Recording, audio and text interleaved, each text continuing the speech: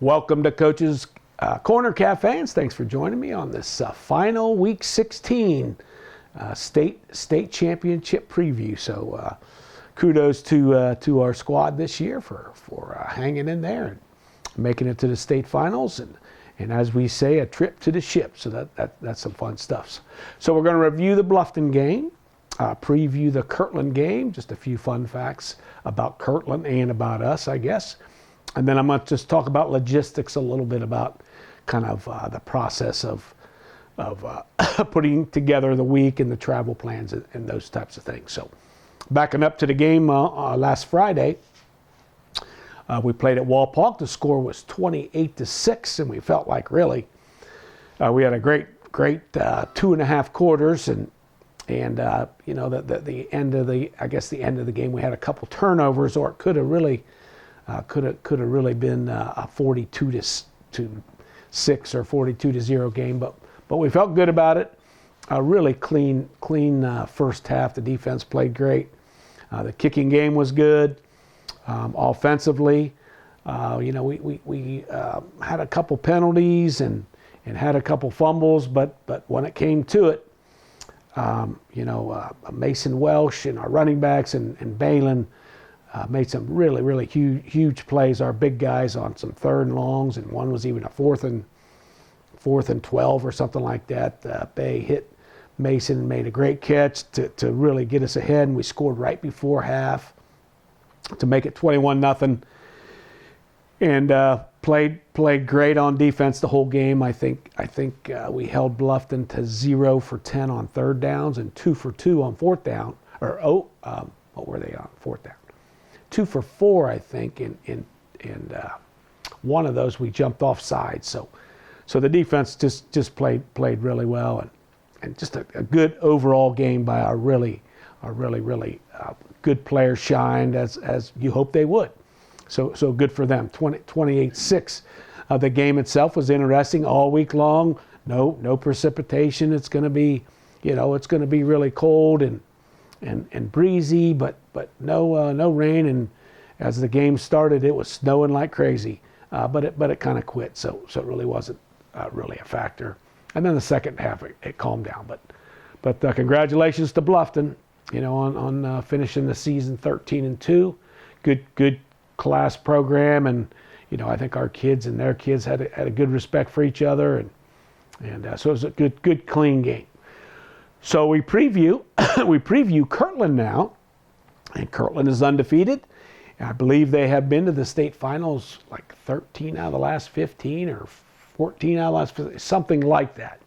So a good, interesting tidbit fact: the Kirtland is in the state finals is 4-5 versus the MAC. We are 1-1 versus Kirtland. We played them in 2 back-to-back years in 2011 and 2012. Marion is 2-2 versus Kirtland. Versailles is 1-1 versus Kirtland. Lost to them in the finals last year, but beat them a few years ago. And then Minster is 1-0 against Kirtland. So they have a good history. They're very similar to a MAC school. You know, their kids are all homegrown kids. Their coach has been there a long time, just like a lot of our coaches. You know, over the years, when they get things rolling, they like to stay. Kirtland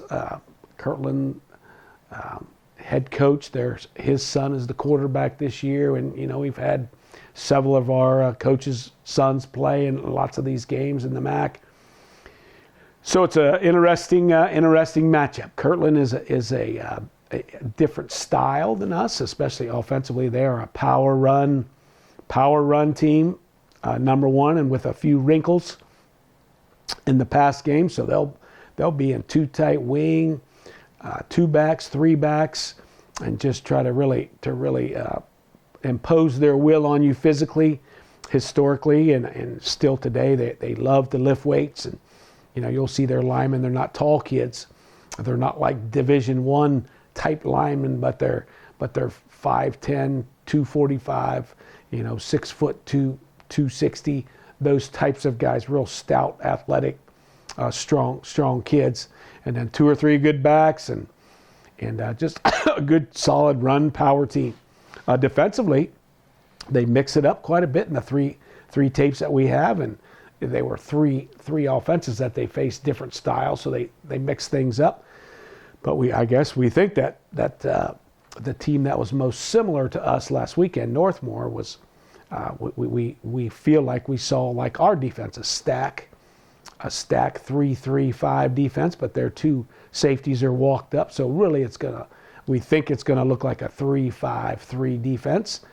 Again, not as big and stout defensively as their offense, but with three down linemen, their nose guards are real quick, 170-pounder, and then they have two big thick ends, and just a good solid team that mixes it up, and they make you work. They make work for everything you get. And so looking at the game, you go in there and have a plan and see what you can figure out on how to move the ball, how to get some scores, and then how to get them stopped. You could be playing really good defense, but sometimes the 3 yards in a cloud of dust runs a lot of clock, and so you hopefully you get enough opportunities to score. So good matchup. Now the game itself, this is the logistics part I was talking about. The logistics part, we have the 10:30 game on Saturday morning. So with a 3.5 hour, 4 hour trip, we're gonna leave Friday morning early. We're gonna do a walk through the high school. So like have a send off about 8:15, just to go walk through all three, the high school, the junior high, and the elementary. Just give high fives and get a positive vibe on a happy Friday.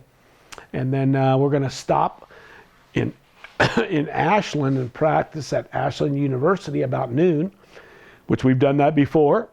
When we played in 13, I think it was 13, we stopped there, and that was a good stop for us.